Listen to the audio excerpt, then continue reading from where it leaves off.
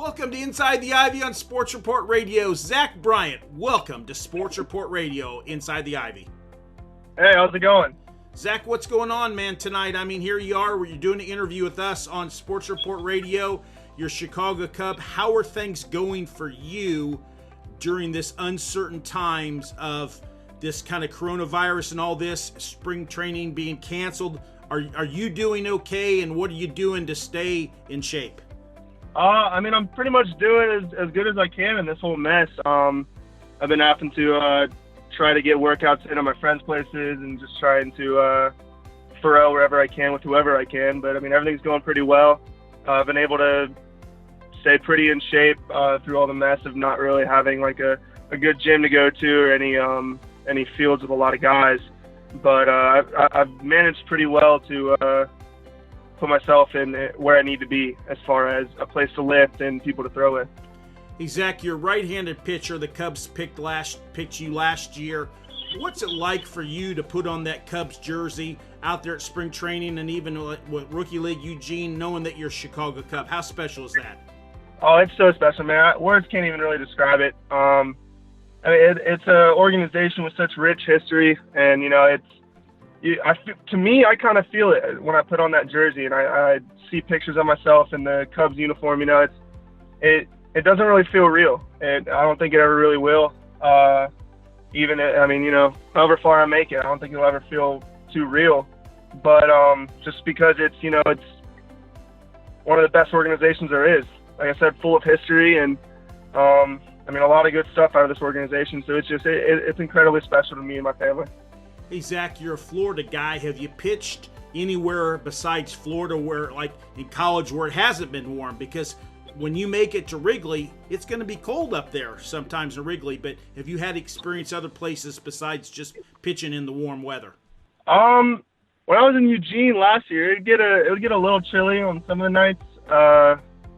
Probably a bit colder than I've really experienced in Florida. I haven't really had to pitch in the cold in Florida at all.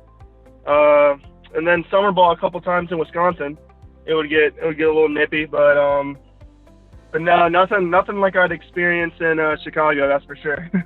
Hey, Zach, growing up, were you a pitcher forever? Did you play other positions, or were you kind of a specialized pitcher growing up through travel league and little league and all that? I wasn't really a pitcher only until I think sophomore year of high school. Growing up, when I first started playing, I kind of played most of the infield positions, third, short, and second. And then once, the travel ball ages started up, I was primarily a catcher and pitcher. So, like, on weekends when we'd have a tournament, I would, catch on that Saturday, pitch on that Sunday, or vice versa. And then one day, I got a little tendonitis, got an MRI, probably when I was like 13 or 14. And the doctor said, listen, man, you gotta pick one. And decided to pick up on pitching and kind of kept doing that, and then tried to stay with a position a little bit in high school and just didn't really happen. So I ended up becoming a PO.